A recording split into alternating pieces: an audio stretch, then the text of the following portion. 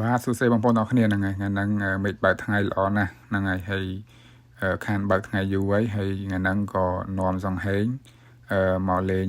ទឹកសាបម្ដងហើយ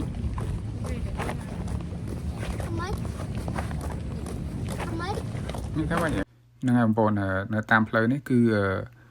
មានគេដើរហាត់ប្រាណភាគច្រើនគឺថ្ងៃសៅរ៍ថ្ងៃអាទិត្យគឺគេដើរហាត់ប្រាណជុំវិញកោះហ្នឹងហើយកោះនេះធំដែរបើយើងដើរជុំវិញហ្នឹងហ្មងច្រើនគីឡូដែរហើយខ្ញុំដើរនេះគឺដើរទៅរកកន្លែងមាត់បឹងដូចមាត់បឹងអញ្ចឹងមានកន្លែងអង្គុយលេងអញ្ចឹងហើយមកជុំវិញហ្នឹងគឺច្រើនគីឡូណាយើងដើរជុំវិញហ្នឹងមិនមែនតិចគីឡូទេខ្ញុំដើរមកនេះគឺឆ្ងាយដែរហើយឥឡូវនេះគឺបានមកដល់មាត់បឹងហ្នឹងហើយគឺស្អាតមែនតើហើយ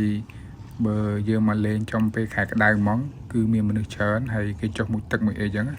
ហើយសុបាយប៉ុន្តែឥឡូវហ្នឹងគឺ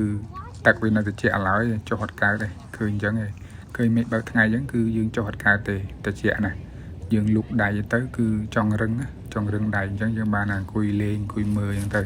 សង្ហេងហ៊ានចុះឲ្យសង្ហេងបានអង្គុយលេងហ្នឹងហើយបន្ទាប់មកក៏នាំសង្ហេងមកលេងកន្លែង playground ដែលគាត់ចូលចិត្តលេងអញ្ចឹងហ្នឹងហើយអត់មានវីដេអូនឹងគឺមានតែប៉ុណ្្នឹងបងប្អូនចង់ថតឲ្យបងប្អូនបានមើលពីសកម្មភាពយើងមកលេងអញ្ចឹងណាហើយត្រូវយើងចូលឆ្នាំខ្មែរផងអញ្ចឹងនៅនេះមានអីមានយើងដើរលេងនាំកូនដើរលេងអញ្ចឹងណាចង់សប្តាហ៍ពួកយើងនេះអត់ចូលឆ្នាំគេទេអរគុណច្រើន